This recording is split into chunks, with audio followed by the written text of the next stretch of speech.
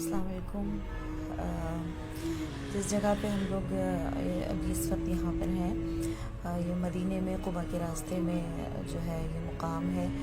और इस जगह पर हुज़ूर नबी करीम सल्लल्लाहु अलैहि वसल्लम ने जब मदीने से मक्के से हिजरत फरमाई मदीने के लिए, तो इस मुकाम से होते हुए जो है वो कुबा की तरफ रवाना हुए।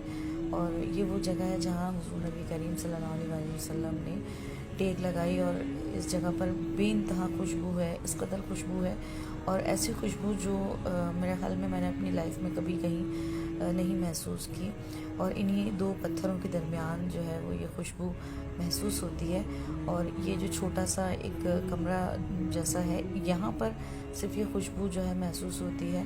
हुज़ूर नबी करीम सल्लल्लाहु अलैहि वसल्लम के पसीने की ये खुशबू है। और जो भी यहाँ पर मतलब लोग ज़ियारत के लिए आते हैं, तो बहुत कम लोगों को इस जगह का इल्म है, इस बाग़ का इल्म है। और ये बाग़ अभी तक 1400 साल पुरानी हालत में मौजूद है। और ये वो बाग़ है जिसमें हज़रत अबू बकर सिद्दीक़ रज़ियल्लाहु तआला अन्हु ने हुज़ूर नबी करीम सल्लल्लाहु अलैहि वसल्लम पर साया भी किया था। और इसको साया वाला बाग़ भी कहते हैं, क्योंकि जब कुबा वालों ने हुज़ूर नबी करीम सल्लल्लाहु अलैहि वसल्लम को देखा, तो उस वक्त जो है उनको ये नहीं पता चल रहा था कि नबी खुदा कौन है और अबू बकर कौन है।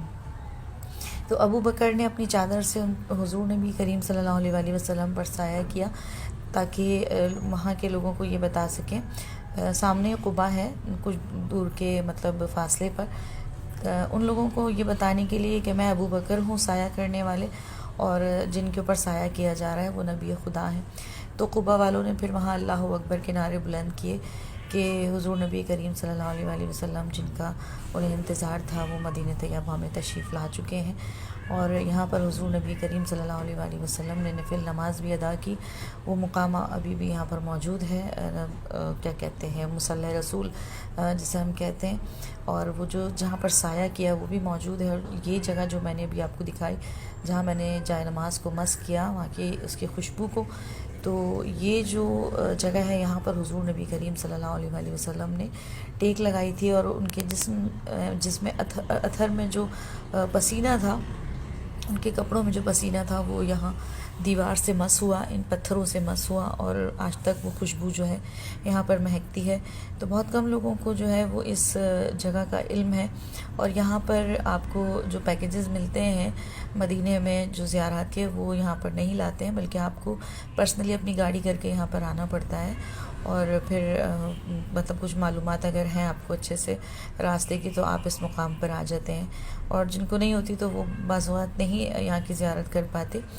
तो बहुत खूबसूरत बाग़ है, 1400 साल पुरानी यादें यहाँ से जुड़ी हैं। तो मैं आपको यही मशवरा दूंगी कि जब भी आप मदीने तैयबा तशरीफ़ लाएँ, आपकी तशरीफ़ आवरी हो इस पाक जगह पर, इस पाक शहर पर, तो आप इस मुकाम पर ज़रूर जो है ना वो तशरीफ़ लाइएगा आप लोग, और इसकी ज़ियारत कीजिएगा। जज़ाकल्लाह।